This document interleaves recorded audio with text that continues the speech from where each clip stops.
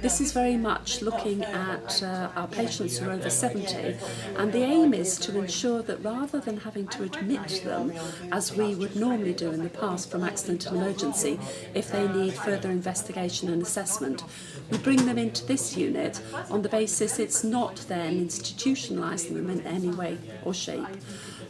The aim is to create a bright area where we can have all of the relevant diagnostics and assessment, and wherever possible we can then discharge the patients home in a very short period of time. If, however, any patient coming into the accident and emergency department, it's clear that they're going to need some long-term care, we would admit them as normal to one of our inpatient wards. The unit includes an area of 10 beds and chairs where we hope to be able to assess up to about 1,000 patients a year. It should significantly improve their patient expectation and the outcomes for them long term. I'm delighted to be able to tell you that we have continued to meet and indeed exceed our accident and emergency 4-hour standard, which means that over 95% of our patients receive the care and attention they need, either then get admitted or more hopefully get cared for and sent home within the 4 hours. This is a huge piece of work that we've been undertaking as part of our unscheduled care programme, and it involves staff from all aspects within both the organisation, but also with our clinical commissioning group colleagues and local authority colleagues.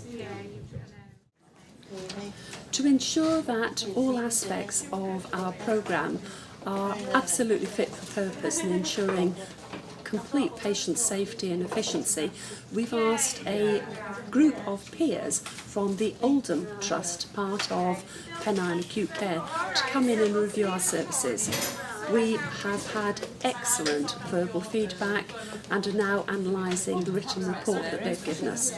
But it's excellent to know that not only have they come up with some good recommendations which we're looking at, but they've actually said they've taken away more examples of good care back to Oldham than indeed they've been able to give us.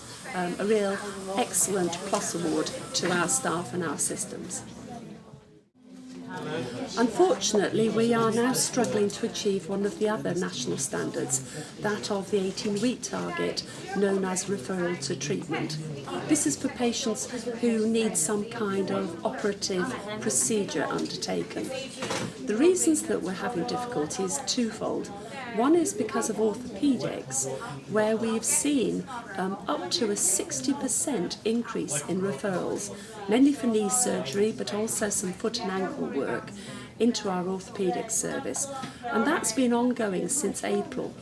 We're working with our commissioners now to both understand why that's happened and to ensure that we can do everything to manage better that capacity and demand.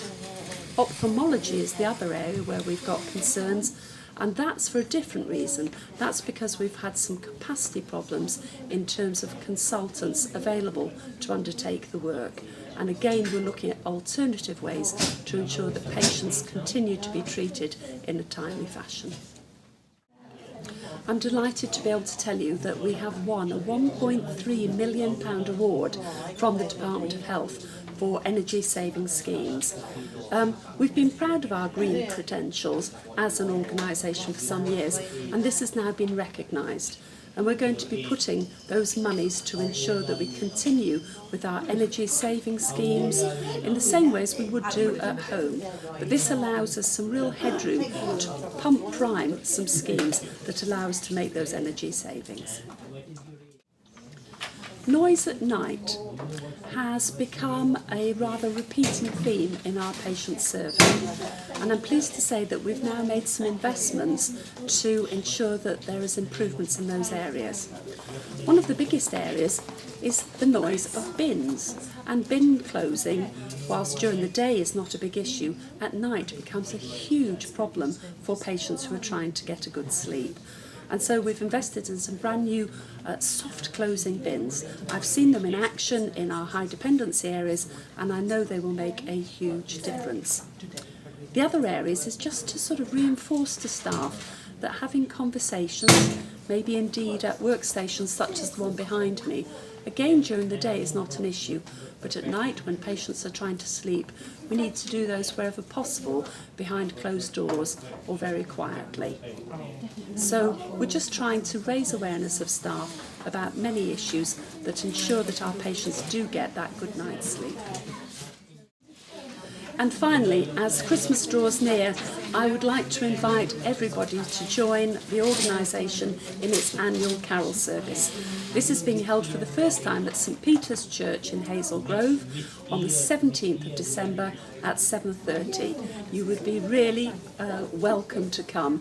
It's a lovely time of bringing together the Christmas spirit, and I hope that, as usual, we have a local school joining us with a choir. Thank you and Merry Christmas to everyone.